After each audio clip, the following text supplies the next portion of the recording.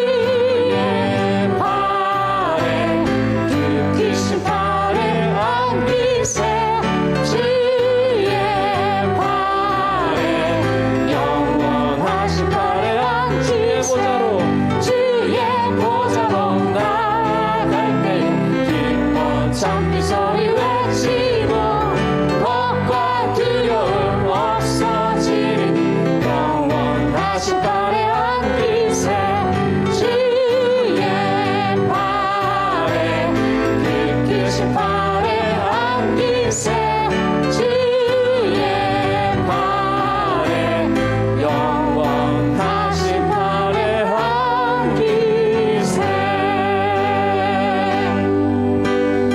세상 모든 민족이 주님의 그 친절한 팔을 알 수 있도록 우리가 함께 힘차게 찬양하기를 원합니다. 세상 모든 민족이 구원을 얻기까지 쉬지 않으시는 하나님, 주의 심장 가지고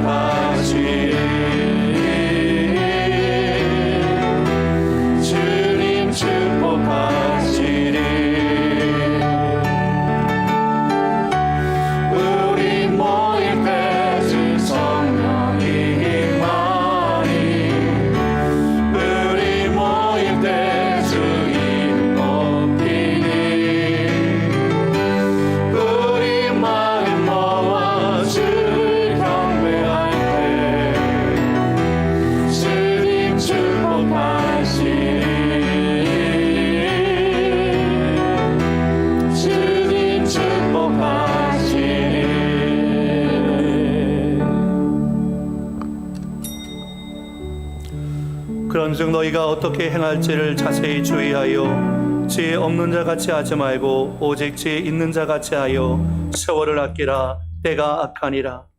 그러므로 어리석은 자가 되지 말고 오직 주의 뜻이 무엇인가 이해하라. 술 취하지 말라. 이는 방탕한 것이니 오직 성령으로 충만함을 받으라. 시와 찬송과 신령한 노래들로 서로 화답하며 너희의 마음으로 주께 노래하며 찬송하며 범사의 우리 주 예수 그리스도의 이름으로 항상 아버지 하나님께 감사하며 그리스도를 경외함으로 피차 복종하라. 아멘. 만복의 근원 하나님 온 백성 찬송 드리고 저 천사여 찬송하세. 찬송 성부 성자 성령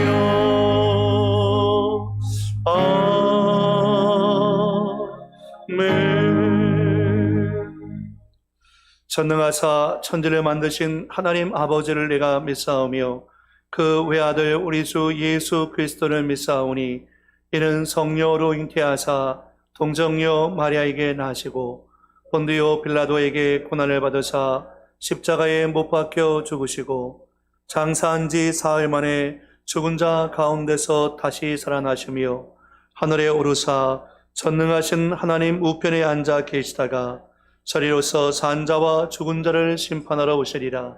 성령을 믿사오며 거룩한 공예와 성도가 서로 교통하는 것과 죄를 사하여 주시는 것과 몸이 다시 사는 것과 영원히 사는 것을 믿사옵나이다. 아멘.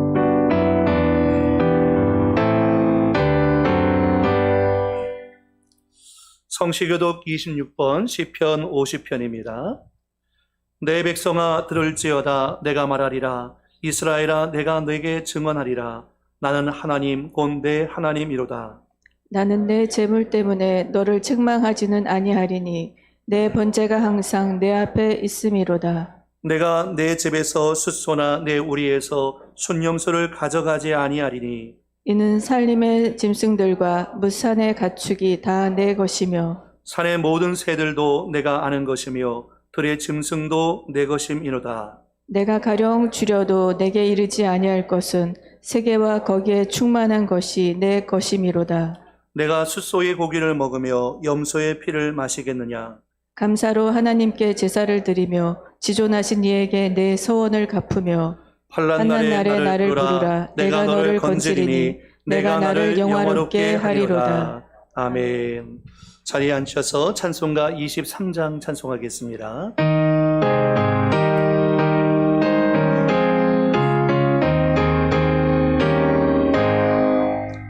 만입이 내게 있으면 그 입 다가지고 내 구주 주신 은총을 늘 찬송하겠네. 내 은혜로신 하나님 날 도와주시고 그 크신 영광 널리며 다 알게 하소서. 내 주의 귀한 이름이 날 위로하시고 이 귀의 음악 닭들이 참이라 되도다. 내 죄의 권세 깨뜨려 그 결박 보시고 이 주한 마음을 비로소 고쳤게 하셨네.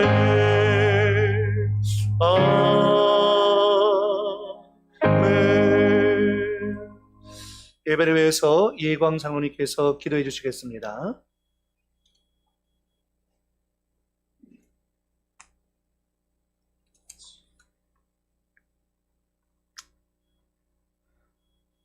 우리의 생명이 되시며 신실한 자들의 빛이 되시는 거룩하신 우리 아버지 하나님, 주님의 영광을 찬양합니다. 저희들에게 복된 날을 허락해 주셔서 하나님을 찬양하며 예배하게 하시니 참으로 감사합니다. 우리들 예배가 영과 진리로 예배하게 하시고 자비하신 구원의 은혜를 저희들에게 흡족하게 내려 주옵소서. 사랑의 아버지 하나님, 이제 우리들의 지은 모든 죄를 고백하고 뉘우칩니다. 저희들의 죄와 잘못을 용서해 주옵소서. 저희들은 주님의 마음을 담지 못하고 허영과 시기와 미움으로 가득 찬 생활을 하였으며 서로 사랑하라고 하셨던 주님의 가르침을 멀리하고 우리들의 욕망대로 살아왔습니다. 주님, 오늘 이 시간 주님의 보혈로 깨끗이 씻어 주옵소서. 그리하여 저희들이 주님을 믿는 성도로서 본분을 다할 수 있는 귀한 믿음을 지킬 수 있는 은혜를 내려 주옵소서. 사랑의 주님, 우리들의 눈을 밝게 하시고 저희들의 이웃과 형제들에게 이 복음을 전하기에 부족함이 없게 하시옵소서. 믿음이 연약한 심령들에게는 강하고 담대한 믿음을 주시옵고 말씀에 갈급하고 굶주린 심령들에게 말씀의 충만함을 주시옵소서. 여러 가지로 세상에 시달리며 고민과 근심에 빠져 있는 성도들도 있습니다. 그들의 무거운 짐을 주님께 내려놓습니다. 주님, 긍휼을 베풀어 주시옵소서. 12월 3일 수능을 준비하는 우리 수험생들에게 건강의 복을 허락하셔서 그동안 준비한 모든 실력을 마음껏 발휘할 수 있도록 지혜와 명철을 주시옵고 모든 문제들이 기억나게 하시어 최상의 컨디션을 유지하여 계획된 모든 일들이 주님의 뜻 가운데 이루어지게 하시옵소서. 또한 취업을 준비하는 학생들에게도 그들의 적성과 즐거운 마음으로 일할 수 있는 주님이 기뻐할 수 있는 일터를 허락해 주시옵소서. 사랑으로 주님의 백성을 다스리는 우리 아버지 하나님, 우리 교회가 온전히 하나님의 영광을 드러내는 교회가 되게 하시고 선교하고 구제하며 세상의 빛과 소금의 역할을 감당하며 많은 생명을 주님께로 인도하는 도구로 사용되게 하시옵소서. 특별히 교회를 섬기시는 우리 목사님에 함께 하셔서 영육간의 신령함과 건강함을 주시옵고 맡겨진 일들을 수행할 때에 부족함이 없게 인도하시옵소서. 오늘도 말씀 가운데 성령 충만함이 있게 하옵시고 저희들의 예배가 형식이나 습관대로 드려지는 것이 아니라 감사와 찬양이 넘치는 예배가 되도록 주께서 친히 주관하여 주시옵소서. 미처 구하지 못한 것도 주님께서 하시오니 채워주실 줄 믿사오며 사랑이 많으신 예수님 이름으로 감사하며 기도드리옵나이다. 아멘.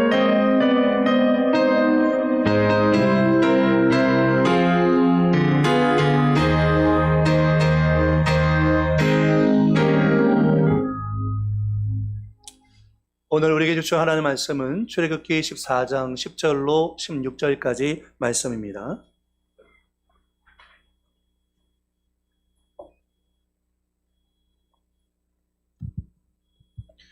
출애굽기 14장 10절로 16절까지의 말씀, 구약성경 102면에 있습니다. 우리 한 절씩 교독해서 읽겠습니다.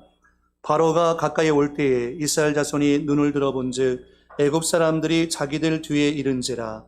이스라엘 자손이 심히 두려워하여 여호와께 부르짖고 그들이 또 모세에게 이르되 애굽에 매장지가 없어서 당신이 우리를 이끌어내어 이 광야에서 죽게 하느냐?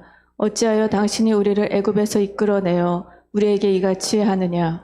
우리가 애굽에서 당신에게 이런 말이 이것이 아니냐? 이르기를 우리를 내버려 두라. 우리가 애굽 사람을 섬길 것이라 하지 아니하더냐?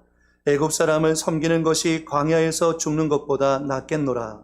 모세가 백성에게 이르되 너희는 두려워하지 말고 가만히 서서 여호와께서 오늘 너희에게 위하여 행하시는 구원을 보라. 너희가 오늘 본 애굽 사람을 영원히 다시 보지 아니하리라. 여호와께서 너희를 위하여 싸우시리니 너희는 가만히 있을지니라. 여호와께서 모세에게 이르시되 너는 어찌하여 내게 부르짖느냐? 이스라엘 자손에게 명령하여 앞으로 나아가게 하고 함께 했습니다. 지팡이를 들고 손을 바다 위에 내밀어 그것이 갈라지게 하라. 이스라엘 자손이 바다 가운데서 마른 땅으로 행하리라. 아멘.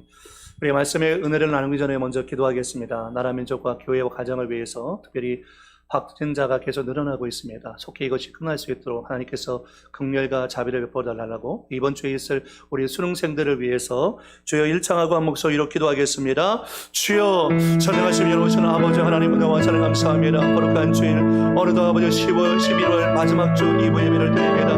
아버지 봄이 지나고 여름이 지나고 가을이 지나고 벌써 겨울이 되었습니다. 아버지 인생 가운데도 이와 같은 시간이 찾아오는 것처럼 아버지 언젠가 우리가 하나님의 얼굴낯을 배울 날이 오게 되어지는 점이 있습니다. 아버지 우리 한 사람 한 사람마다 믿음의 반석 가운데 세워지게 도와주시고 하나님을 경외함으로 예배하고 섬길 수 있도록 아버지가 해주시기 원합니다. 아버지 아침에도 나에게 말씀하시는 주님의 음성을 듣기 원합니다. 갈급한 심령 가운데 은혜의 나비를 내려주시옵시며 성령으로 충만하게 하시고 믿음의 복을 내려주시기 원합니다. 성령의 충만함으로 해주시기 원합니다. 우리의 생각이나 우리의 마음이 가는 곳으로 빼앗기지 않게 도와주시며 온전히 나에게 말씀하시는 주님의 음성 가운데 집중할 수 있도록 주여 역사해 주시기 원합니다. 좋은 십자가 뒤에 감춰 주옵시고 오직 하나님의 말씀만이 증거되게 도와주시어서 나에게 말씀하시는 레마의 음성을 들을 수 있도록 인도해 주시기 원합니다. 아버지 이번 주에 수능 시험이 있습니다. 우리 아이들에게 시험 명철을 부어주시어서 건강한 몸으로 시험을 잘 치를 수 있도록 인도해 주시고 무엇보다 하나님을 의지하면서 시험을 치를 수 있도록 하나님 인도해 주시기 원합니다. 사람이 아무리 하려고 할지라도 주님이 도와주지 아니하시면 안 됩니다. 하나님의 긍휼과 자비를 구하며 나가기 원합니다. 보혜사 성령 우리의 마음속 사는 가운데 하나님 말씀하시는 주님의 음성을 들을 수 있도록 인도하여 주옵소서. 예배 가운데 임재해 주실 점이 있습니다. 성령으로 채워주실 점이 있습니다. 주님 영광 받아 주옵소서. 주여 도와주옵소서. 살아계신 주 나의 참된 소망 걱정 근심 전혀 없네. 사랑의 주 내가 길이 보았니. 내 모든 삶의 기쁨 늘 충만하네.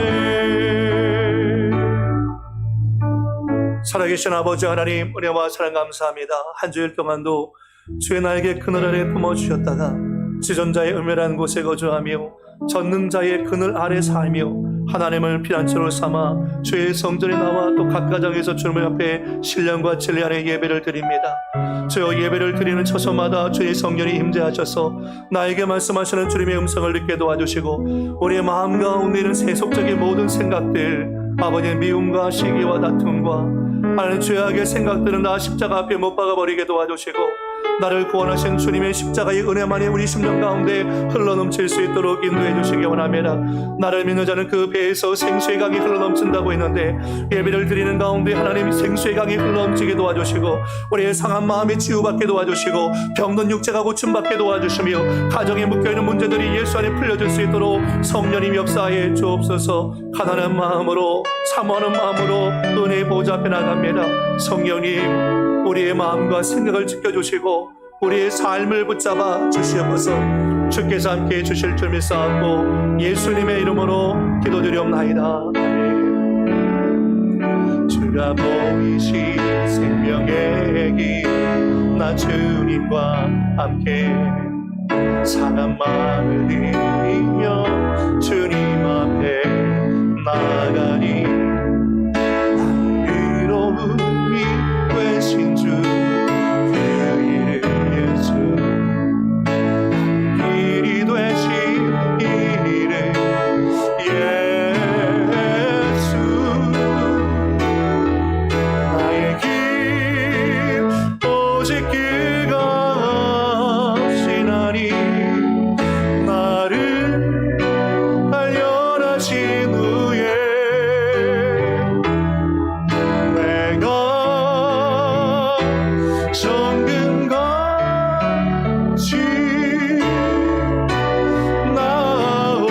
나오리라. 주가 보이신 생명의 길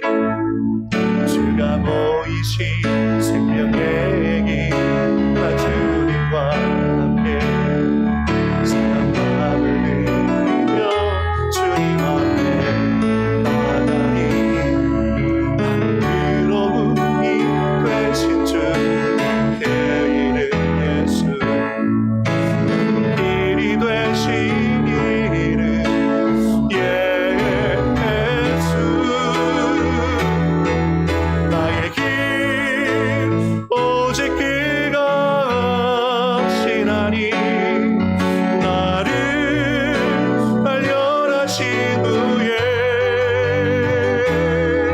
내가 정든 것이 나오리라. 나의 길 주님이 하십니다.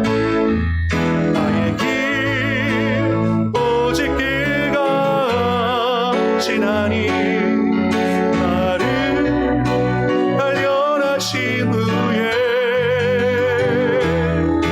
내가 정든 것이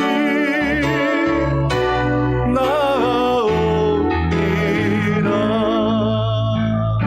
아멘. 우리 길을 아시고 우리를 도우실 수 있는 능력 있는 주님이 지금 이 시간 우리와 함께하고 계신 줄 믿습니다. 아멘. 우리 전호자하고 계신 분하고 한번 가볍게 인사하겠습니다. 눈빛으로 인사해도 괜찮습니다. 예수 사람을 사랑하며 축복합니다. 인사하겠습니다.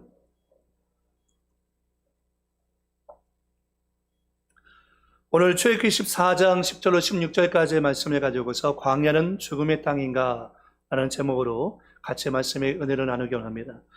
여러분, 광야를 살지 않은 그리스도인은 아무도 없습니다. 그러나 광야가 정확히 무엇을 말하고 있는지 이해하고 살아가는 사람도 매우 드문 것 또한 사실입니다. 광야를 읽다라는 책을 보면 저자는 이렇게 얘기합니다. 인생은 등산을 하는 것이 아니라 광야길을 걷는 것이다 라는 것입니다. 등산을 하는 사람은 정상에 오르기 전까지 그 인생을 이해할 길이 없습니다. 그래서 불평과 원망이 나오지만 인생은 등산의 관점을 갖고 하는 것이 아니라 광야의 관점을 갖고 살아야 이 길을 걸을 때에 걷게 하신 하나님께서 주시는 지혜를 얻게 되어진다는 것입니다. 우리가 걸어가는 광야 같은 이 길은 누구 하나 동일하지 않지만 광야의 메시지만은 동일합니다. 그것은 하나님이 친히 우리와 함께 하시고 우리의 걸음을 인도하고 계시다는 것입니다. 그래서 성경에 나오는 모든 믿음의 사람들은 모두 한결같이 광야를 통과한 사람들입니다. 이들에게 광야는 결코 고통과 형벌의 장소가 아니었습니다. 이들에게 있어서 광야는 세월을 허비하는 것도 아닙니다. 이들 모두가 광야를 통해서 빚어진 사람들이기 때문인 것입니다. 여러분, 광야는 늘 변화무쌍합니다. 늘 생소하고 예측 불가능합니다. 그래서 같은 광야를 지나지만 어제의 광야가 아니고 오늘 만나는 광야도 처음 경험하는 것처럼 힘들고 고통스럽습니다. 한 번도 지나본 적이 없는 것처럼 느껴질 때가 많습니다. 그래서 우리는 광야길 가운데서 욥과 같은 고백을 하는 순간이 있습니다. 그런데 내가 앞으로 가도 그가 아니 계시고 뒤로 가도 보이지 아니하시며 그가 왼쪽에서 일하시나 내가 만날 수 없고 그가 오른쪽으로 돌이키시나 배울 수 없구나. 광야길 가운데서 두리번거려 보지만 도대체 길이 어디고 어디로 가야 할지 지혜도 없고 능력도 없는 것이 우리의 모습인 것입니다. 광야를 피해갈 수 있는 것도 아니고 남보다 더 잘 안다고 해서 광야를 수월하게 잘 지나갈 수 있는 그런 것도 아닌 것입니다. 늘 생소한 곳이 광야이기 때문에 광야를 만나면 늘 두려움이 앞섭니다. 그 광야 앞에 서면 늘 작아지는 내 모습 때문에 위축되어지기도 합니다. 모세는 40년 동안 미디안 광야에서 훈련을 받은 광야 전문가라 할 수 있습니다.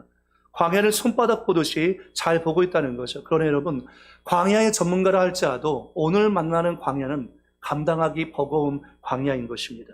이 광야가 끝나면 저 광야를 만나고 저 광야가 끝나면 가나안에 들어갈 줄 알았는데 아직도 광야가 끝나지 않았음을 발견할 때가 많이 있다는 것입니다. 이제 하나님의 기적을 경험했음에도 불구하고 오늘 만나는 광야 하나를 감당하기가 힘듭니다.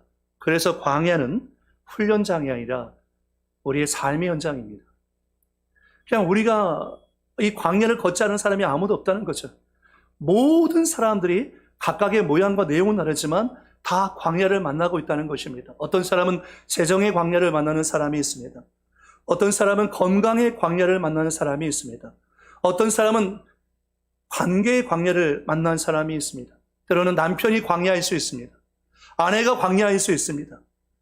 우리 자녀들이 내 삶의 광야일 수 있습니다. 모양과 내용은 다르지만 우리는 각자 모두가 이 변화무쌍한 광야와 같은 인생길을 걸어가고 있다는 것입니다. 오늘 본문 말씀 내용 가운데 보면 하나님의 섭리와 작전과 하나님의 목적과 뜻이 나타나고 있습니다. 이스라엘 백성들이 하나님의 적극적인 간섭과 계획을 인해서 애굽에서 빠져나오는 출애굽을 하게 되었습니다. 그런데 애굽에서 가나안 땅까지의 거리는 직선 코스로 일주일에서 10일이면 도착하는 곳이었습니다. 그런데 하나님께서 그 빠른 지름길이 있음에도 불구하고 그들을 그 길로 인도하지 않으셨습니다. 출애굽기 13장 17절 이하에 보면 바로가 백성을 보낸 후에 블레셋 사람의 땅의 길은 가까울지라도 하나님이 그들을 그 길로 인도하지 아니하셨으니 이는 하나님이 말씀하시기를 네 백성이 전쟁을 하게 되면 마음을 돌이켜 애굽으로 돌아갈까 하셨습니다. 그러므로 하나님이 홍해의 광야길로 돌려 백성을 인도하심에라고 말씀합니다. 여러분, 가나안 땅에 있는 블레셋 사람들은 철기 문화권의 사람들이었습니다. 아직 이스라엘 사람들은 430년 동안 노예 생활하면서 한 번도 전쟁을 경험해보지 못했고 그들은 청동 문화권 가운데 있는 사람들이었습니다. 싸움이 되지 않습니다. 이 가나안 땅에 있는 사람들은 기골이 장대하고 아낙 자손의 후손이었기 때문에 나중에 가데스 바네에서 12명의 정탐꾼을 보냈을 때 보고하고 돌아와서 보고할 때 그들이 보기에 우리는 메뚜기와 같은 존재라고 아주 혹평했던 것이 바로 이스라엘 백성이었습니다.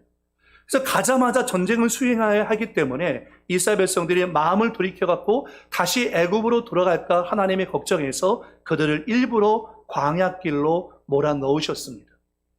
그래서 이 광야길을 통해서 하나님은 그들로 하여금 뒤를 돌아보지 않게 하시고 애굽의 공격을 차단하고 이스라엘의 진정한 보호자가 누구인지를 아주 명확하게 알려주신 다음에 하나님을 경외하는 믿음을 그들 가운데 심어주기를 원했다는 것입니다. 그래서 낮에는 구름 기둥으로 밤에는 불 기둥으로 그의 삶의 걸음을 인도하셨습니다. 여러분, 기억할 것은 하나님의 능력이 없어서 무능력해서 이스라엘 백성들을 광야길로 몰아넣으신 것이 아닙니다. 이스라엘 백성들이 나약하기 때문에 광야의 훈련과 연단을 통해서 빚어져야 하기 때문에 이 광야길을 허락하셨다는 것은, 이때 그들은 하나님의 명령을 따라서 그들이 장막을 친 곳이 어디였냐면 바다와 믹돌 사이에 있는 비아히롯 앞 바알스본 맞은편이었습니다.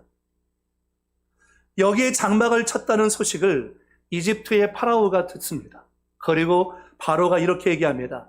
그들이 광야에 갇혔다라고 얘기합니다. 광야에 갇혔다. 출애굽기 14장 3절 말씀 가운데 보면 세 번역 성경으로 이렇게 번역합니다. 그러면 바로는 이스라엘 자손이 막막한 광야에 갇혀서 아직 이 땅을 헤매고 있을 것이라고 생각할 것이다. 지금 누가 이렇게 말씀하고 있습니까? 하나님께서 이렇게 말씀하는 겁니다. 그러니까 이 모든 전체가 하나님의 섭리이고 하나님의 작전이었다는 것입니다. 광야길로 몰아넣어서 하나님의 구원을 드러내고 그들의 대적자였던 애굽은 수장시키는 것이 하나님의 작전이었고 하나님의 섭리였다는 거죠. 바로는 말합니다. 그들은 광야에 갇혔다. 이스라엘 백성들도 생각합니다. 나는 광야에 갇혔다. 그리고 자꾸 죽음을 생각하게 되어집니다. 꼼지락거리면서 죽음의 마음을 갖게 되어지는 거죠. 그들이 홍해 앞에 도착했을 때 파도와 같이 몰려오는 애국 군대를 보게 되었습니다.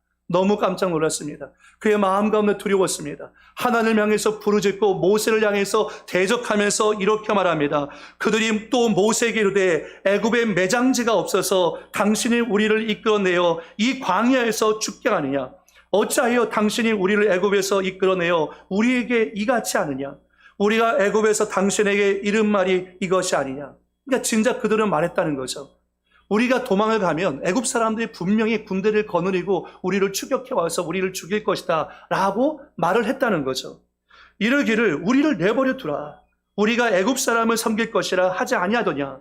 애굽 사람을 섬기는 것이 광야에서 죽는 것보다 낫겠노라 라고 얘기합니다. 여러분, 광야길을 걸으면서 우리 스스로 광야에 갇혔다고 생각하면 우리는 전후좌우를 살필 길이 없이 광야 가운데서 죽음을 꼼짝거리면서 만지기 시작합니다. 재정의 광야, 건강의 광야, 또 관계의 광야 등 여러 가지 모양의 광야길을 경험하면서 우리는 절망하고 두려워하지 않을 수 없습니다. 내 스스로 광야에 갇혀서 우리 스스로 죽음을 꼼짝거리면서 만지고 있다는 거죠. 근자에 이르러서 20, 30대 젊은이들이 자살률이 굉장히 높아졌다고 얘기합니다. 도대체 길이 보이지 않기 때문입니다. 코로나19도 장기화되고 취직도 되지 않고 길이 보이지 않으니까 자기의 생명을 안타깝게 끊는 청년들이 있는 거죠. 그러나 하나님의 뜻은 아닌 것입니다. 에스겔 말씀 가운데 보면 이스라엘 백성들이 유다 백성들이 바벨론에서 완전히 멸망하고 포로로 끌려갈 때 그와 같은 상황을 에스겔 선지자를 통해서 하나님이 이렇게 말씀하십니다. 마치 어린아이가 가출산했는데 피투성이죄로 광야에 버려진 그 모습. 너무 부끄럽고 수치스럽습니다. 그런데 하나님의 메시지는 에스겔 선지자를 통해서 주시는 메시지는 너무 분명했습니다. 피투성이죄라도 살아있으라는 것입니다.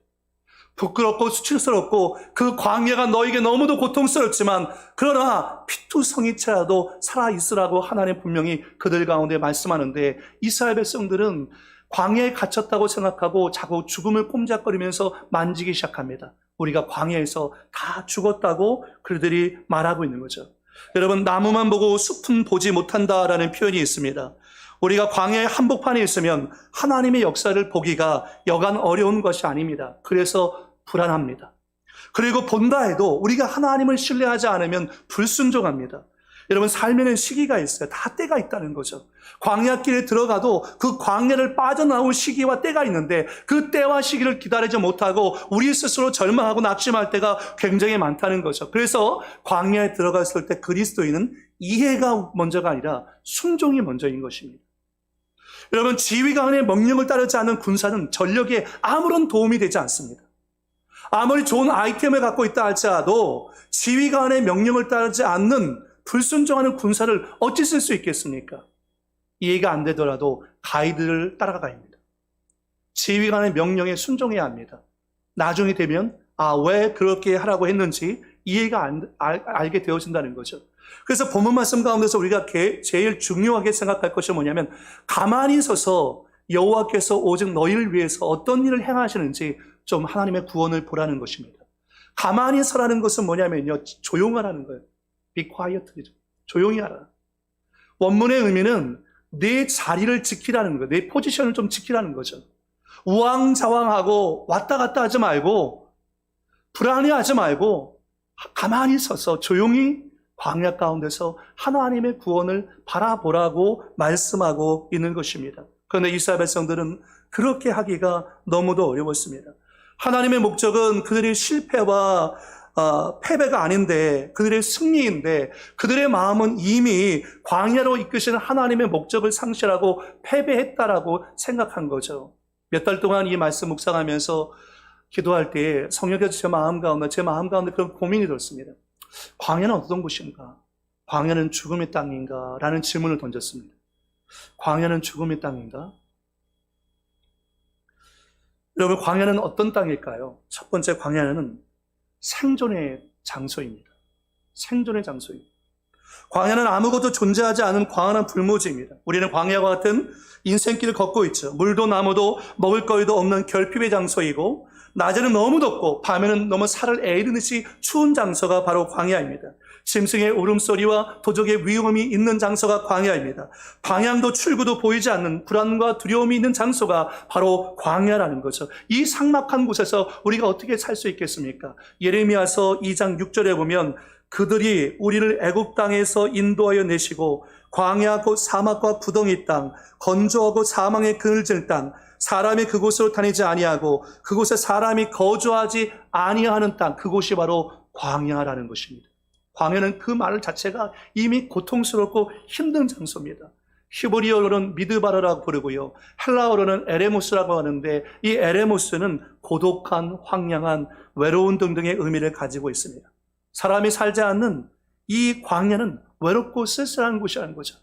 분명히 내 옆에 가족도 있고 내 주변에 내 마음을 위로해 주는 사람도 있는데 광야 같은 인생길은 누가 대신 걸어주는 것이 아닙니다.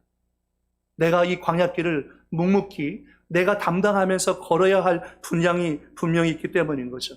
그래서 광야는요, 여러분, 죽음의 장소가 아니라 광야는 생존의 장소인 것입니다. 한번 물어볼까요? 여러분, 이스라엘 백성을 하나님께서 출애굽시킬 때에 그들을 죽이려고 출애굽시켰을까요? 그들을 살리려고 출애굽시켰을까요? 여러분의 생각은 어떻습니까? 하나님께서 10가지 재앙으로 이집트 전역을 징계하시고 그들을 애굽에서 빼내어 주시자마자 그들을 다 죽여요? 그러기 위해서 광야로 보내셨을까요? 여러분이 섬기는 하나님은 그런 분이십니까? 근데 이스라엘 백성들은 그렇게 생각했습니다. 우리가 광야에 갇혀 있고 우리는 광야에서 다 죽게 되었다라고 그들이 말하고 있는 거죠. 하나님이 이곳까지 우리를 불러내어서 여기서 다 우리를 죽게 하는구나. 그들은 광야 40년 생활을 통해서 늘 죽음을 묵상했습니다. 삶을 묵상하는 것이 아니라 죽음을 늘 꼼짝거리면서 묵상하는 거죠. 늘 힘들어 죽겠다, 아파 죽겠다, 배고파 죽겠다, 부족해 죽겠다 하면서 늘 죽음을 묵상했던 사람들이 이스라엘 백성이었고, 그들이 죽음을 묵상한 탓에 그들은 결국은 1세대가 광야에서 다 죽임을 당하게 되었습니다. 그리고 2세대가 약속의 땅이었던 가나안 땅으로 들어가게 되어진 거죠. 여러분, 광야는 죽음의 땅입니까, 여러분에게? 아니면 광야는 생존의 땅입니까? 하나님께서 광야 가운데 몰아넣은 것은 우리를 죽이기 위한 것입니까? 여러분을 살리기 위한 것입니까? 여러분의 믿음의 결정이 있어야 하는 것입니다. 광야는 축복을 구하는 장소가 아니라, 광야는 모든 게 부족하거든요. 광야는 버티기만 해도 잘하는 것입니다. 살아남기만 해도 잘하는 것입니다. 코로나19의 시대 가운데서 모든 사람이 다 힘들고 어렵습니다. 안 힘든 사람이 없습니다. 근데 이 힘든 과정 가운데서 버티는 것만 해도 잘하는 거죠. 광야는 죽음의 장소가 아니라, 죽음의 땅이 아니라 광야는 생존의 장소, 생존의 땅이라는 것을 말합니다. 신명기 2장 7절 말씀 같이 한번 읽어보겠습니다. 시작. 내 하나님 여호와께서 내가 하는 모든 일에 내게 복을 주시고 내가 이 큰 광야에 두루 다님을 알고 내 하나님 여호와께서 이 40년 동안을 너와 함께 하셨으므로 내게 부족함이 없었느니라. 아멘. 내가 40년 동안 광야 가운데 있었지만 돌아보면 하나님의 은혜였고 부족함이 없었어요. 광야는 죽음의 땅이 아니라 광야는 생존의 땅인 것입니다. 그러므로 저와 여러분은 삶을 묵상해야 됩니다. 생존을 묵상해야 됩니다. 두 번째는 광야는 훈련과 연단의 장소가 되어진다는 것입니다. 여러분, 광야는요, 거룩한 충격과 파괴를 통해서 내가 비워지는 자리입니다. 하나님의 뜻이 드러나는 때에 내가 빚어져 갖고 준비되어지는 장소가 광야이죠. 존 비비어 목사님은 광야는 하나님의 거부의 장소가 아니라 준비의 장소이다라고 얘기합니다. 준비의 장소다. 훈련과 연단을 통해서 우리가 하나님이 쓰시기에 좋은 모습으로 빚어진다는 거죠. 그래서 광야는 하나님 왜, 언제, 하나님 어디 계세요? 언제 끝나요? 라고 질문하는 것이 아니라 광야에서는 무엇을 이라는 질문을 해야 한다는 거예요. 하나님, 이것을 통해서 내가 무엇을 배우기 원하십니까? 내가 어떻게 살기를 원하십니까? 그걸 묻는 거죠. 자신이 빚어지는 시간으로 삼아야 한다는 것입니다. 신명기 8장 2절 말씀 가운데 내 하나님 여호와께서 이 40년 동안에 내게 광야길을 걷게 하신 것을 기억하라. 하나님이 굳이 왜 우리를 광야길로 몰아넣으셨을까요? 이유가 있다는 거예요. 이는 왜냐하면 너를 낮추시며, 너를 낮추시며라는 것은 이 원문의 의미가 고통하게 하다라는 의미입니다. 광야 생활의 고통과 결핍을 통해서 이스라엘 백성들로 하여금 하나님을 필요로 하고 하나님을 의지하고 자신의 교만을 내려놓고 겸손하게 만드는 것이 광야 연단이에요. 그 다음에 너를 시험하사, 너를 시험하다라는 것은 증명하다, 꾀하다라는 의미가 있어서 이것은 더 큰 진리를 우리로 하여금 깨닫게 해주는 것입니다. 여러분, 우리는 광야 훈련과 연단을 통해서 우리는 더 빚어지고 훈련되어지고 있다라는 것을 말하고 있는 것입니다. 그런데 이스라엘 백성들은 이 광야를 허락하신 하나님의 목적을 상실해버렸습니다. 신명기 8장 3절을 현대인의 성경에서는 이렇게 번역합니다. 여호와께서 여러분을 낮추시고 굶주리게 하시며 여러분과 여러분의 조상들이 전에 먹어보지 못한 만나를 주어 먹게 하신 것은 사람이 빵으로만 살 것이 아니라 하나님의 모든 말씀으로 살아야 한다는 것을 여러분에게 가르치기 위해서였습니다. 광야의 목적은 우리가 빵으로만 사는 존재가 아니라 하나님의 입으로 나오는 말씀으로 사는 존재라는 것을 가르쳐 주기 위해서 광야의 훈련과 연단을 허락하셨음에도 불구하고 이스라엘 백성들은 빚어지지 아니하는 백성이었습니다. 늘 불평하고 원망하는 백성이었습니다. 여러분, 광야는 훈련의 장소입니다. 이곳을 통해서 우리는 하나님의 본질과 성품, 또 하나님의 인격을 경험하게 되어지고 또 어떠한 상황 가운데서도 극복할 수 있는 능력을 얻게 되어지는 거죠. 광야에서라는 책 가운데 보면 존 비비어 목사가 그런 얘기를 합니다. 자기 자신에 대해서 자기 안에 타오르는 분노가 있다는 거예요. 여러분, 우리가 힘들고 어려우면 짜증나고, 여러분, 코로나19의 상황 가운데서 많은 사람들이 분노하고, 내가 왜 이러지라고 싶을 정도로 많은 사람들이 어려운 마음을 갖고 있습니다. 근데 존 비비어 목사가 자기 마음 가운데 분노가 있다는 사실을 알고서, 내가 왜 이렇게 분노가 있을까라는 마음을 갖고 하나님께 부르짖었습니다. 하나님, 제가 모든 사람에게 화를 내는 이유가 뭡니까? 제 삶에 무엇을 묻거나 또 몰아내야 합니까? 제 삶에 있어서. 기도했어요. 그때 하나님의 음성이 이거였습니다. 아들아, 너는 육신을 묻거나 몰아내는 것이 아니라 육신은 십자가에 못 박아야 한다라고 얘기했어요. 하나님. 그래서 존 비비어 목사가 더 답답해져가지고 하나님께 물었어요. 그런데 도대체 이 분노가 어디서 오는 것입니까? 전에는 이런 적이 한 번도 없었는데요. 심지어 구원받기 전에도 내가 이렇게 분노하지는 않았는데요. 그때 하나님의 음성이 이렇게 들려왔습니다. 이 분노는 오랫동안 네 안에 있었다는 거예요. 다만 보이지 않았을 뿐이지, 내 금반지 안에 불순물이 보이지 않는 것처럼 지금 그것이 풀무불에 녹이면 불순물이 표면 위로 떠오르는 것처럼 고난의 풀무를 통해서 이 불순물인 분노가 왔다는 거죠. 그래서 예전에 베스트셀러였던 책이 하나 있었는데요. 위장된 분노의 치유라는 책이 있었습니다. 겉으로 보기엔 너무 착해요. 온유한 사람이에요. 근데 그 안에 분노가 있는 거예요. 분노가 있어요. 이 분노가 숨어 있다가 언제든지 환경만 만나면 이 분노가 폭발합니다. 그러면 사람들이 그런 거죠. 깜짝 놀랐다고. 난 저 사람이 저럴 줄 몰랐다고. 저 사람이 저럴 줄 모르는 게 아니라 저 사람은 원래 저런 사람이었습니다. 우리는 광야를 통해서 빚어지지 않고서는 내 안에 있는 교만과 아집, 이 시기와 질투, 미워하는 감정들, 분노하는 감정을 우리가 뺄 수가 없는 거죠. 내 안에 도끼가 있는 거예요. 이 도끼를 완전히 빼야 돼요. 근데 이거 언제 빼지냐면 광야에서 훈련과 연단을 통해서 빼어지고 우리가 하나님이 기뻐하시는 기도하는 사람이 되어지고 신실한 예배자가 되어질 수 있다는 것입니다. 그래서 광야는 훈련과 연단의 장소라는 것입니다.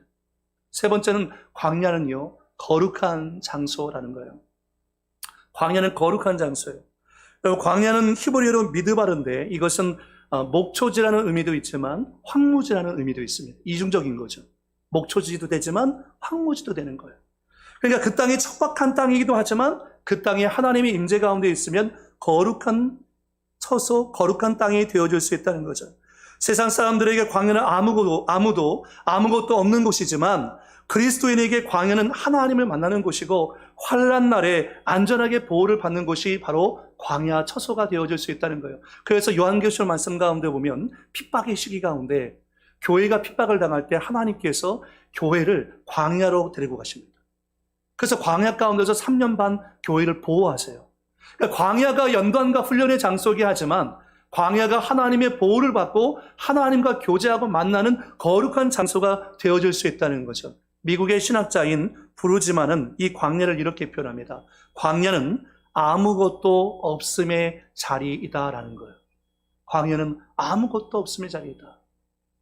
그래서 아무것도 없기 때문에 하나님의 소리에 더 귀를 잘 기울일 수 있어요. 여러분, 광야 한번 나가보세요. 광야에 나가면 정말 적막합니다.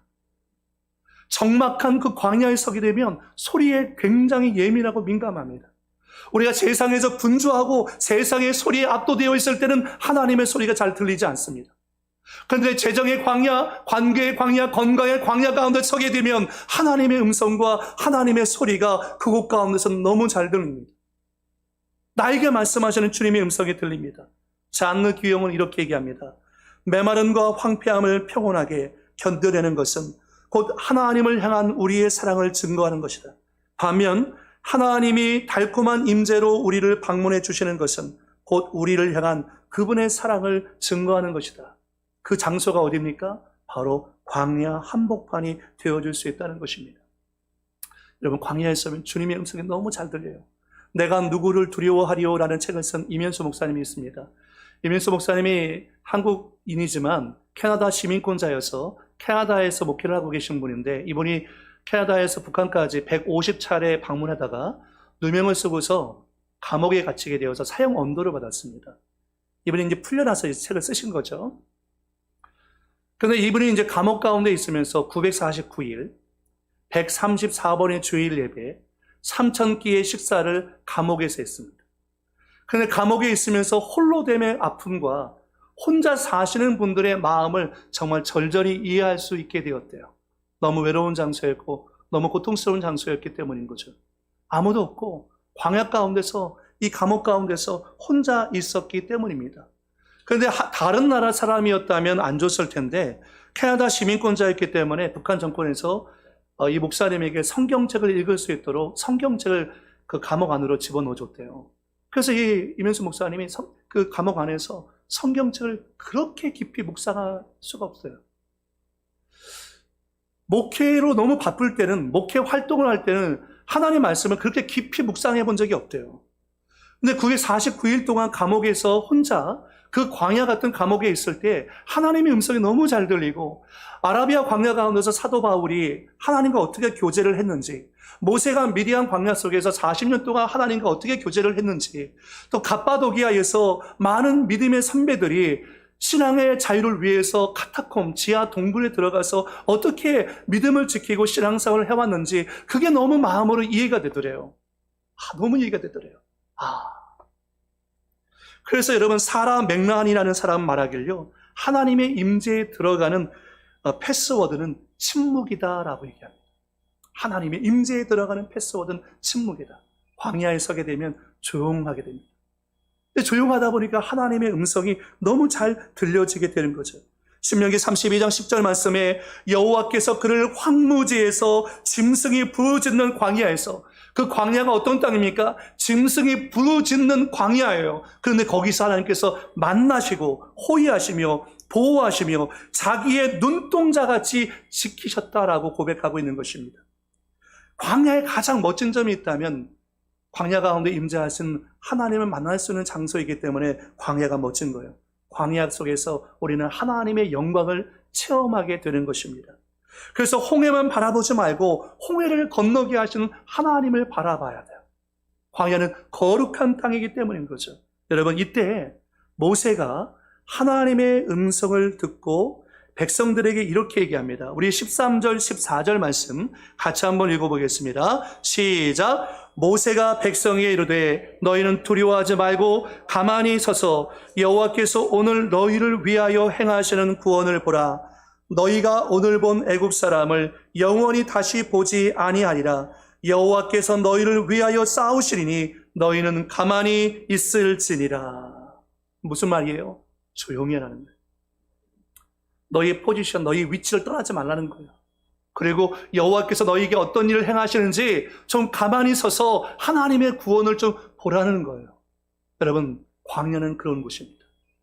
광야는 조용히 하나님의 임재 가운데 나가서 하나님께서 우리의 삶 가운데 어떻게 역사하시는지, 그분의 역사와 그분의 구원의 역사를 우리가 잠잠히 신뢰하면서 바라보는 장소, 그곳은 죽음의 땅이 아니라 그 광야는 생존의 땅이며 그것은 훈련과 연단의 땅이고 그 땅은 하나님을 만나는 거룩한 땅이 되어질 수 있다는 것을 말씀하고 있는 것입니다. 많은 그리스도인들이 예배를 드리면서도 마음과 생각은 가만히 있지 못하고 열심히 달리고 있습니다. 오늘 주일 예배를 드리면서 여러분의 마음이 조급한 마음으로 내가 예배를 드리고서 무엇을 해야 하는데, 이번 주에는 어디를 가야 하는데, 누구를 만나야 하는데 라고 하면서 우리의 마음이 달리고 있다면 우리는 하나님의 음성을 들을 수 없습니다. 예배의 자리, 임재에 계신 하나님 앞에 우리는 잠잠히 그분의 음성에 귀를 기울이고 그분을 만난 가운데 하나님의 일하심과 하나님의 구원의 역사를 바라볼 수 있는 은혜가 있어야 한다는 거죠. 시편 62편 1절 말씀에 나의 영혼이 잠잠히 하나님만 바라며 나의 구원이 그에게서 나오는도다 라고 말씀하고 있지 않습니까? 그러므로 여러분, 가만히 서서 하나님의 구원을 바라보시고 그런 다음에 믿음의 손을 내어미시기 바랍니다. 출애굽기 14장 15절 말씀에 하나님께서 모세에게 이렇게 말씀하십니다. 여호와께서 모세에게 이르시되 너는 어찌하여 내게 부르짖느냐? 이스라엘 자손에게 명령하여 앞으로 나아가게 하고 지팡이를 들고 손을 바다 위로 내밀어 그것이 갈라지게 하라. 이스라엘 자손이 바다 가운데서 마른 땅으로 행하리라 라고 했습니다. 하나님이 말씀하시면 우리 그 명령에 뭐 해야 됩니까? 순종하면 됩니다. 하나님의 손을 내어 밀라고 하면 손을 내어 밀면 되는 것입니다. 광야는 우리의 인도자가 되시는 하나님, 우리의 명령권자가 되시는 창조주 하나님께 집중하는 것입니다. 그런데 사람들이 왜 하나님의 음성을 듣지 못하냐면 창조주보다 하나님께서 창조한 것에 더 관심을 많이 갖고 있기 때문인 것입니다. 창조주의 마음을 쏟아야 되는데 창조한 것에 관심을 갖고 마음을 쏟다 보니까 하나님의 음성을 듣지 못합니다. 여러분, 믿음의 손을 내어 미시기 바랍니다. 선포하시기 바랍니다. 광야는 메마른 땅이지만, 아무것도 없는 땅이지만 하나님은 오병이어의 기적을 일으키실 수 있는 그런 충분한 땅인 것을 저와 여러분이 잊지 말아야 하는 것입니다. 히브리서 11장 29절 말씀 같이 읽어보겠습니다. 시작. 믿음으로 그를 홍해를 육지같이 건넜으나 애굽 사람들은 이것을 시험하다가 빠져 죽었으며. 늘 우리가 그런 얘기하지 않습니까? 믿음이 있는 사람들은 홍해를 육지같이 마른 땅처럼 건너요. 그러나 믿음이 없는 사람들은 육지도 홍해처럼 불평하면서 걷는 사람들이 있더라고요. 광야길을 여러분 어떻게 걸어갈지는 여러분이 선택하셔야 합니다. 여러분이 걸어가는 이 광야길이 여러분에게 죽음의 땅인지, 이 광야길이 생명의 땅인지, 거룩한 땅인지 여러분 스스로가 믿음으로 선택하셔야 합니다. 여러분은 광야를 계속 불평하며 걸으실 수도 있어요. 그러나 여러분은 광야를 믿음으로 하나님을 신뢰하면서 걸으실 수 있습니다. 전 여러분이 이 후자를 선택할 수 있기를 예수의 이름으로 축복을 드립니다. 말씀을 맺고 정리하려고 합니다. 이스라엘 백성들이 홍해 앞에 이르기 전에 장막을 쳤던 곳은 어디냐면 2절 말씀 가운데 보니까 이스라엘 자손에게 명령하여 돌이켜 바다와 믹돌 사이에 비아히롯 앞, 곧 바알스본 맞은편이라고 얘기합니다. 근데 이 비아히롯은 구출이라는 뜻이고요. 바알스본은 바알이 내려다보고 있다라는 뜻입니다. 너무 기가 막힌 장소 아닙니까? 그들은 광야 가운데서 하나님의 임재를 경험하고 하나님을 신뢰함으로 구출될 수 있습니다. 그들은 불신앙으로 바알스본, 바알이 내려본 사 가운데 세상의 조롱을 받을 수 있다는 거죠. 우리가 믿음으로 하나님을 경험할 수도 있고, 우리가 불순종으로 광야 가운데서 절망함으로 말미암아 세상 믿지 않는 사람들에게 조롱을 받을 수도 있다라는 것입니다. 여러분, 우리는 하나님의 구원을 경험할 수 있기를 축복합니다. 축복합니다. 다윗의 평생 가운데 그는 13년 동안 광야 가운데서 늘 동굴에 숨어 지냈습니다. 한번 따라해 볼까요? 광야에 살아도 광야에 갇히지 말자. 동굴에 살아도 동굴에 갇히지 말자. 13년 동안 여러분 광야에 살면 그 마음이 얼마나 절망적입니까? 그러나 다윗의 마음은 광야에 갇히지 않았습니다. 그런 동굴에 사는 것 자체가 얼마나 비참합니까, 여러분? 그러나 다윗은 동굴에 그의 마음을 가둬두지 않았습니다. 많은 사람들이 광야길을 걸으면서 자신의 마음과 영혼을 동굴에 꽁꽁 가둬두고서 불평하고 원망하면서 사는 사람들이 있습니다. 그러나 광야에 살아도 동굴에 살아도 오히려 하나님의 임재 가운데 그것을 거룩한 땅으로 삼아서 주님과 교제하면서 오히려 그곳에서 영성이 더 깊어지는 사람이 있다는 거죠. 이것은 여러분의 선택에 달려 있습니다. 여러분이 경험하고 있는 광야와 동굴이 여러분 불평의 땅에 있고 죽음의 땅이 될 수도 있고, 여러분이 경험하고 있는 광야와 동굴이 하나님의 거룩한 임재 가운데서 우리의 영성을 더 깊이 만들고 하나님의 구원을 경험하게 만드는 거룩한 땅이 될 수도 있다라는 것입니다. 이사야서 43장 19절 말씀에 반드시 내가 광야의 길을 사막의 강을 내리니, 하나님은 광야의 길을 만드실 수 있는 능력이 있는 분입니다. 이사야서 35장 6절 8절에 보면 광야에서 물이 솟겠고 사막에서 시내가 흐를 것입니다. 거기에 대로가 있고 그 길을 거룩한 길이라 일컫는 바 되리니. 광야를 거룩한 길로 만드실 수 있는 분은 하나님이십니다. 오늘 이 하나님 앞에 믿음으로 반응하고 믿음으로 걸어갈 수 있는 우리 모두가 될 수 있기를 예수님의 이름으로 축복을 드립니다. 기도하겠습니다. 살아계신 아버지 하나님, 광야 같은 인생길을 걷지 않은 사람은 아무도 없습니다. 그래, 광야의 길을 걸으면서 스스로 광야에 갇혔다고, 광야에서 나는 죽겠다고 얘기하는 사람들이 있습니다. 그러나 광야는 죽음의 땅이 아니라 광야는 생존의 땅이고, 광야는 훈련과 연단의 땅이며, 광야는 하나님의 거룩한 임재 가운데 들어가는 예배의 처소가 되어줄 수 있다는 것입니다. 우리 사랑하는 순복음교회 모든 성도들의 마음 가운데 이 하나님의 확신과 은혜를 주시기 원합니다. 우리가 바른 선택을 통해서 하나님의 기뻐하시는 길로 걸어갈 수 있도록 인도해 주옵소서. 광야에 살아도 광야에는 갇히지 않게 하옵소서. 동굴에서 살지언정 동굴에 우리의 마음과 영혼은 갇히지 않게 도와주시어서 오히려 내 영혼이 은총 입어 주관제진 벗고 버리 슬픔 많은 이 세상이지만 그 슬픔 많은 이 세상이 천국으로 변화되어지는 역사가 일어날 수 있도록 성령님 도와주시옵소서. 우리 수모리께 모든 성도들이 이 힘들고 어려운 시간들을 잘 이기고 극복할 수 있도록 성령님께서 붙잡아 주시고 지혜와 능력을 공급해 주실 줄 믿사옵고 예수님의 이름으로 축복하며 기도드리옵나이다. 아멘. 여러분, 우리 말씀을 생각하면서 기도하기 원합니다. 여러분이 지금 광야길을 걷고 계십니까? 그 광야길에 대한 내용은 다를지 몰라도 쉬운 광야길은 아무도 없습니다. 저마다 힘들고 고통스러운 광야길을 걷고 있는 것입니다. 그러나 우리가 광야에 살지라도 광야에는 갇히지 마십시오. 동굴에 살지언정 동굴에 여러분의 마음과 생각과 여러분의 영혼이 갇히지 않게 하십시오. 그것은 우리가 하나님을 신뢰할 때, 인도자가 되시는 성령님을 의지할 때 우리는 그 광야길을 탈출하게 되어지고 그 광야길이 거룩한 길이 되어줄 줄 믿습니다. 그 하나님을 신뢰함으로 나를 도와달라고 우리 한번 주여 1차하고 한 목소리 이렇게 기도하겠습니다. 주여, 전해가신 영으로서는 아버지 하나님의 은혜와 사랑 감사합니다. 우리 성도들의 마음 가운데 이 믿음과 확신을 허락해 주시기 원합니다. 아버지, 광야가 죽음의 땅이 아니라 생존의 땅이고 혼란과 연단의 땅이며 하나님을 만나고 교제할 수 있는, 하나님을 신뢰함으로 주님의 인도하심을 받는 거룩한 땅이 되어줄 수 있다는 것을 아버지 인식하고 살아갈 수 있도록 우리 성도들의 마음 가운데 은혜를 주시기 원합니다. 저마다 힘들고 어려운 시간들을 보내고 있습니다. 어떤 사람은 재정의 광야를 경험하고 있습니다. 어떤 사람은 건강의 광야를 경험하고 있습니다. 어떤 사람은 관계의 광야를 경험하고 있습니다. 아버지, 여러 가지 문제로 다양하게 아버지 광야길을 걷고 있는데 때로는 절망하고 두려워하고 낙심하고 정말 할 수 있을까 아무런 의욕이 생기지 않는 어려움을 겪고 있지만 그러나 두려워 말라.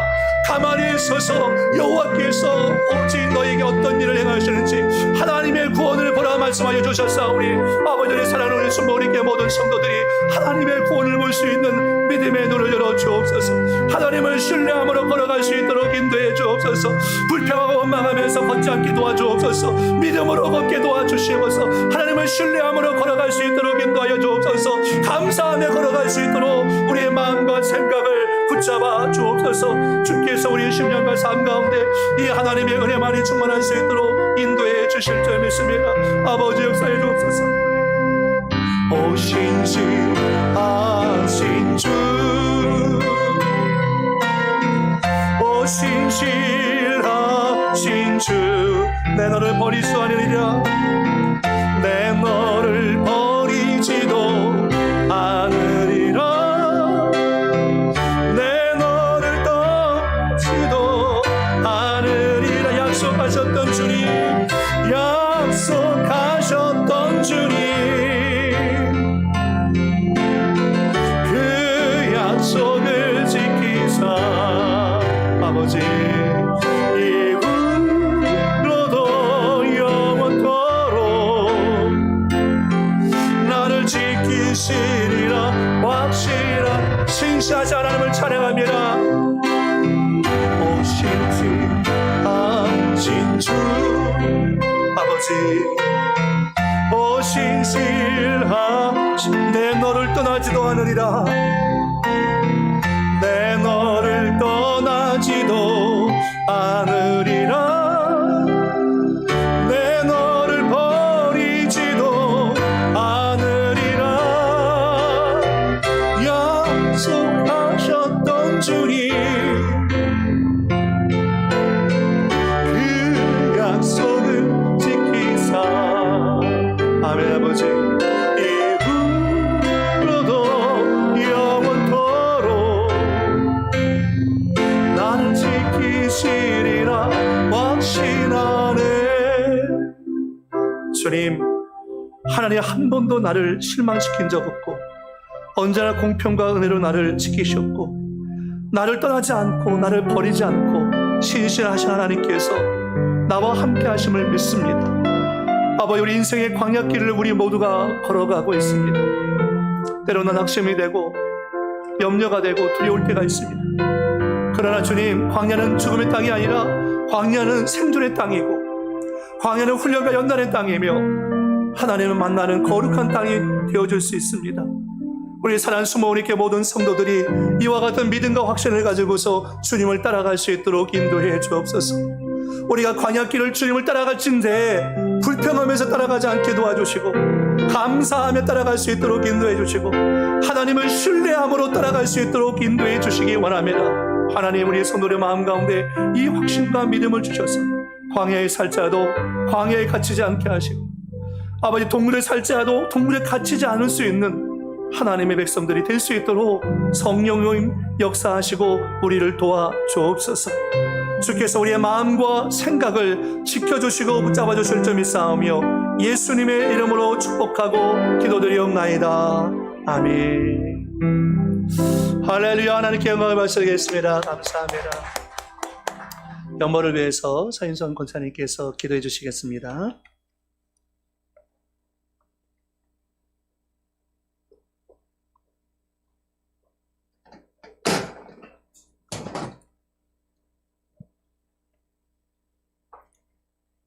여호와 샬롬, 평강의 하나님을 찬양합니다. 비록 우리가 지금 처한 상황이 어렵고 힘들지라도 신실하시고 자비하시며 긍휼을 베푸시는 주님만을 믿고 의지하고 신뢰합니다. 내가 새벽 날개를 치며 바다 끝에 거주할지라도 거기서도 주님의 오른손이 우리를 붙드시고 보호하시고 인도하시는 주님, 더욱 감사를 드립니다. 아멘. 믿음으로 홍해를 육지같이 건넜던 믿음의 선진들을 기억하고 주여, 본받게 하시어 어려운 시기를 믿음으로 깨어 기도하며 주님. 지혜롭고 건강하게 잘 견디고 승리케 하여 주옵소서. 아멘. 광야는 죽음의 땅이 아닌 생존의 장소이며 훈련과 연단의 장소이고 거룩한 장소이기에 광야를 통해서 하나님을 만나고 더욱더 빚어져서 하나님 손에 남는 자가 되게 하여 주옵소서. 아멘. 받은 은혜가 너무나도 크고 감사하여 정성껏 준비한 예물을 주님 손에 기쁨으로 올려드립니다. 아멘. 예물이 쓰여지는 곳곳에 하나님의 영광만이 드러나게 하옵소서. 아멘. 감사드리며 우리를 죄에서 구원하신 생명 되신 예수 그리스도의 이름으로 감사하며 기도드립니다. 아멘. 우리 찬송가 570장 찬송하면서 예물 드리겠습니다.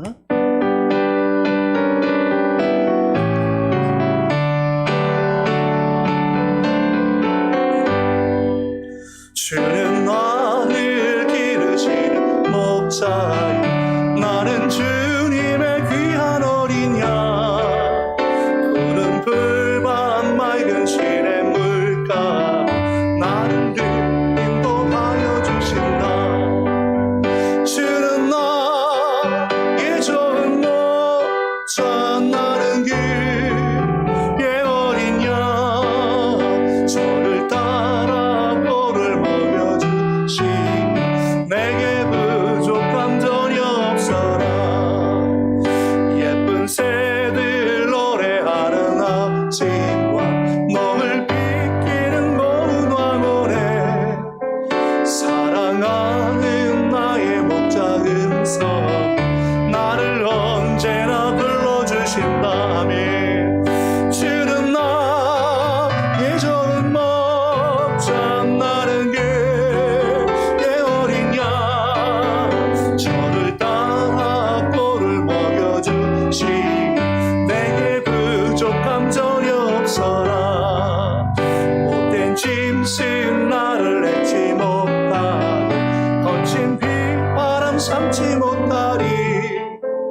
나의 주님 강한 손을 펼치사 나를 주야로 지켜주신다면 주는 나의 좋은 목자, 나는 그의 어린 양. 저를 따라 꼴을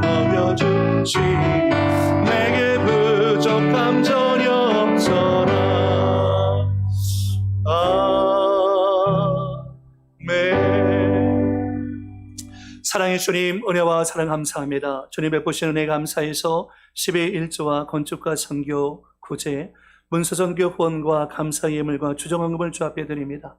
기쁜 마음으로 자원하는 마음으로 주님 앞에 드리오니 연락하시고 복되게 하시사 광야 같은 인생길 우리는 힘도 없고 능력도 없지만 아버지 아이가 갖고 있던 작은 오병이어를 통해서도 5천 명을 먹이고 12광주에 남기신 주님, 우리 삶 가운데 이것을 연락하시고 오병이어의 기적으로 채워 주옵소서.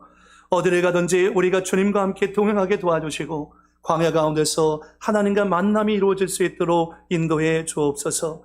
주께서 함께 하심 감사하고 예수님의 이름으로 축복하며 기도드리옵나이다. 아멘. 우리 옆에 분하고 하면 인사하겠습니다. 승리하는 광야길 되시기 바랍니다. 인사하겠습니다. 교회 소식을 잠깐 말씀드리겠습니다. 확진자가 여러분 알다시피 점점 늘어나고 있어서 아마 오늘이나 방역당국에서 2.5단계로 상향하지 않을까라는 생각이 드는데 2.5단계로 상향되면 우리는 더 줄어듭니다. 더 줄어들어서 사실 우리가 오늘 2단계 하면서 숫자를 맞춘 건 아는데 우리 성도님들이 참 시민의식이 참 훌륭하세요. 숫자를 맞추는 것도 아닌데 숫자를 맞춰서 귀로 오시니까요. 우리가 참 여러분 어려운 때이기 때문에 개인 방역을 철저하게 잘 준수해 주시고 또 사람이 많이 붐비는 곳에는 방문을 자제해 주시기를 부탁을 드리겠습니다. 이번 주에 수학 능력 시험이 있습니다. 종일 기도회는 소모임 관계로 모이지는 않습니다. 그러나 교회는 열어놓고서 계속 성전에서 기도를 할 거니까요. 대성전에 오셔서 자유기도를 하실 수가 있습니다. 함께 기도에 동참해 주시고요. 12월 5일 우리 이영희 성도님의 장남 김주성 형제님의 결혼식이 있고요. 또 12월 12일 윤한균 집사님과 이경희 집사님의 장녀인 윤정아 자매의 결혼식이 있습니다. 이를 위해서 여러분 기도해 주시고 아마 신랑 신부들도 아마 마음이 쫀득쫀득하실 텐데 어려울 때 잘 이길 수 있도록 또 잘 감당할 수 있도록 위해서 중보를 부탁드리겠습니다. 그 외 광고들은 주보를 참조해 주시기 바랍니다. 기도하겠습니다. 살아계신 아버지 하나님 감사합니다. 이번 한 주간도 광야 같은 인생길을 걷게 될 것입니다. 그러나 우리는 두려워하지 않습니다. 왜냐하면 이 광야 여정 가운데 주님이 친히 우리와 함께 행하시기 때문인 것입니다. 임마누엘 너와 함께 하신 그 주님을 바라보고 의지하고 주님의 손을 꼭 붙잡고 믿음으로 걸어갈 수 있는 여정이 되게 하여 주셔서 다음 주일날 우리가 함께 주님을 찬송하고 경배하며 크게 영광을 돌릴 수 있도록 인도해 주옵소서.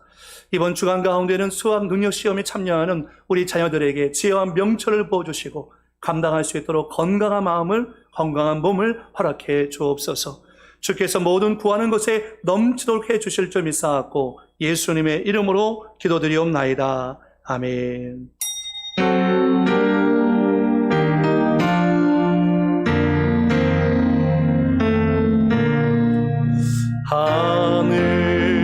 하늘에 계신 아버지 이름 거룩하사 주님 나라 임하시고 뜻이 이루어지 일용할 양 주시고 우리들의 큰 죄 다 용서하시고 또 시험에 들게 마시고 악에서 떠나 내게 주의 나라 주의 권세 주의 영광 영원히 아멘.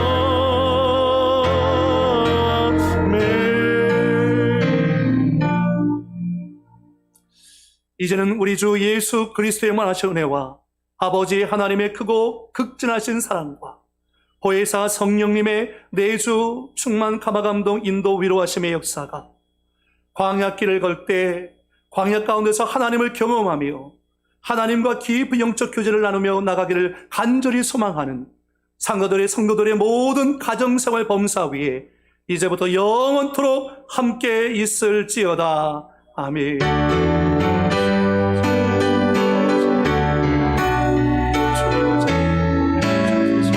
우리 성도를 가정하게 하시고 직장과 사업과 아버지 필요한 생각을 예배하시고 인도하여 주옵소서. 할렐루야. 하나님께 영광을 박수드리겠습니다. 하나님 감사합니다.